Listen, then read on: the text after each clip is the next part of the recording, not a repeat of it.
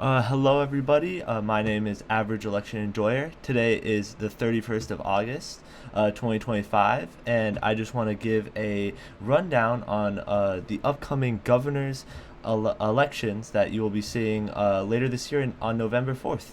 The elections will be in Virginia and New Jersey. So the first election that I'm gonna be covering is the Virginia gubernatorial election. It's going to be between Abigail Spanberger and Winsome Earl Sears. Abigail Spanberger as the Democratic nominee and Winsome Earl Sears as the Republican nominee. This is going to be a very important election, as this is the only Republican held governorship up for the election in 2025. As you can see, Kamala Harris won the state by 5.8 points, less so than what Biden won it by, but this is going to be an important election in terms of seeing what sort of environment we might be having coming into midterms. So not only are these going to be important elections as they could cause flips from Republican to Democrat, but it also could be telling of the sort of national environment we could be seeing in 2026.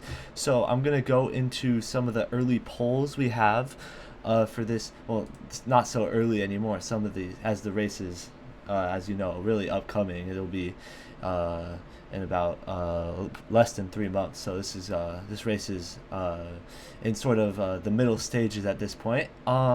As you can see, some of these early polls, the average that, as you can see, I'm using Real Clear Polling, and they grab polls that they find on the internet, not polls on the internet, polls from sources that you can look at and really glean something from a lot of the data. A lot of these polls are pretty good pollsters, and you can see that these are an average of a 6.8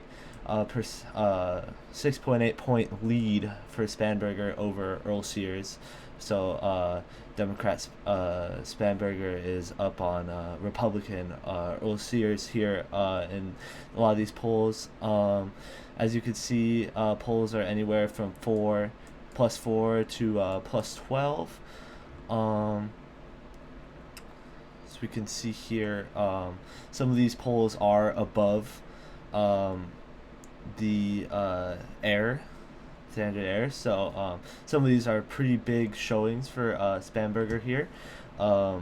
If you are inside the air, it's gonna usually be a very close race. So as long as you can get out of it, some of these, as you can see, some of these bigger polls though only have about, let's see here, 69% of respondents actually giving an answer. So some of these polls can be taken more with a grain of salt. This one too, as you can see, +15, +17. So, and +12. This one actually has a pretty good showing out here. 86% of respondents actually picking a one of the two candidates rather than just saying I don't have enough knowledge on it or not responding. Spanberger yet to actually get 50% on. Oh, actually, sorry, 50% on one of these polls, but it looks like this is a push poll where they only let you choose one or the other. So, and it's a very close. So this race, while clearly there being a sort of Democrat environment, Virginia also unique election in terms of the amount of government employees that are in Virginia. You'll see the same thing happening in DC, also in Maryland. Just specific states that are getting uniquely affected by some of Trump's policies and how he gutted a lot of the bureaucracy. So just a unique state in general, but also a very important state.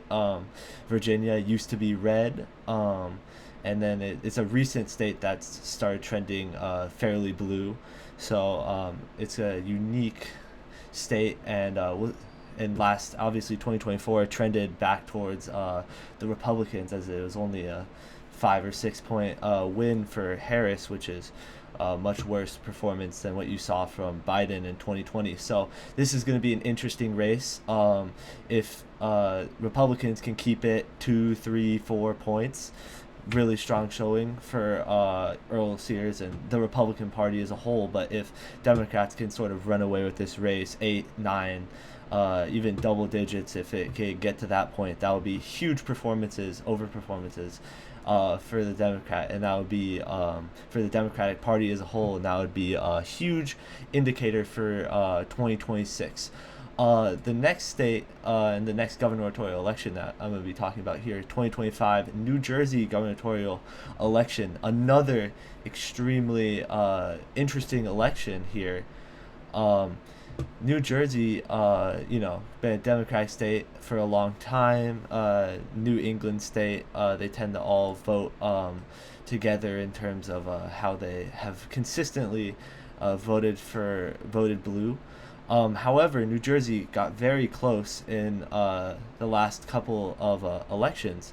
Kamala Harris only won the state by 5.9 points, 10 points down from Joe Biden's margin in 2020. So this is an interesting election in terms of it being a more right trending state. Um, so it could be interesting to see in how Republicans are still holding up in this election. Um, Republicans have not won a statewide election in New Jersey since the 2013 gubernatorial election. So last election they did win was in fact an off-year gubernatorial election. So it'll be interesting to see if Republicans can pull it out. The Democratic Congresswoman Mickey Sherrill, sorry, and Republican former state assembly member Jack Chattarelli are both going to be competing in this election, succeeding Democratic incumbent Phil Murphy, who was term limited. So now we're going to be able to look at some of these, these polls that are going to be having increased. You can look at them more because it's not going to be just early polling anymore. They have each of the candidates. So here, if you look at some of these polls, Ruger Eagleton. So first of all, average about 9 point advantage so far for Sherrill over Chattarelli. However, as you can see, neither Democratic candidate has cracked 50% really in any of these. Well, this poll they got 56%, but it was not a huge turnout poll. Let's see here. 91% of people actually had a say in this poll, so that's a kind of a big showing. However, seems to be sort of an outlier here from these other kind of polls that you would see. As you can see, these last couple of results in 2021, only a 2-point win from Murphy, but who is the term limited governor in 2021. 2017, however, 13 points. So as you can see, New Jersey really sort of a right trending state at the moment. Only 3 points, and then only 5.7 or 5.8 points for Harris. So showing that the state is sort of trending right. So this would be a very interesting election. See if Republicans continue having some success in the state. As you can see, polls here, in the two polls that aren't an outlier here. I mean, I haven't done the math, but it looks to be somewhat of an outlier here.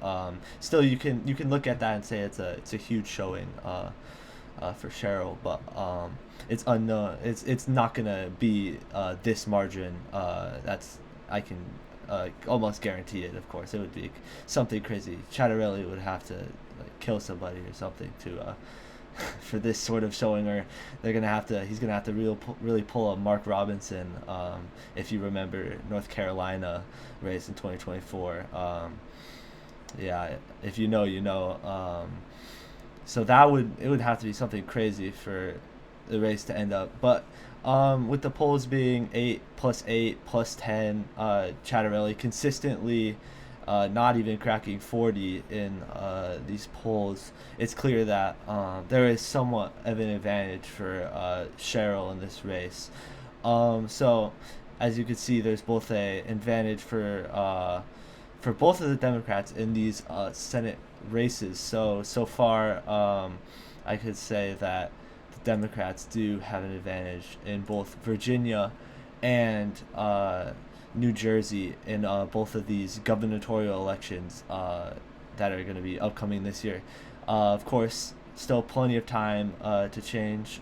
See if there's going to be October surprise for either one of these, for either of the two parties in either of these races. But right now, it can be seen Democrats have an advantage in both of these elections, and we'll just have to see what the it ends up being, what the total points difference between either party ends up being. Republicans keep it close in both elections. They're going to be looking pretty for 2026. Democrats, they run away with both of these races. It could be looking real good for the Democrats here. Another sign of a blue wave that's being rumored ever since, especially the Iowa special election that I covered a couple of days ago. So I'd like to thank you guys for watching this video. I hope you guys have a fantastic rest of your day.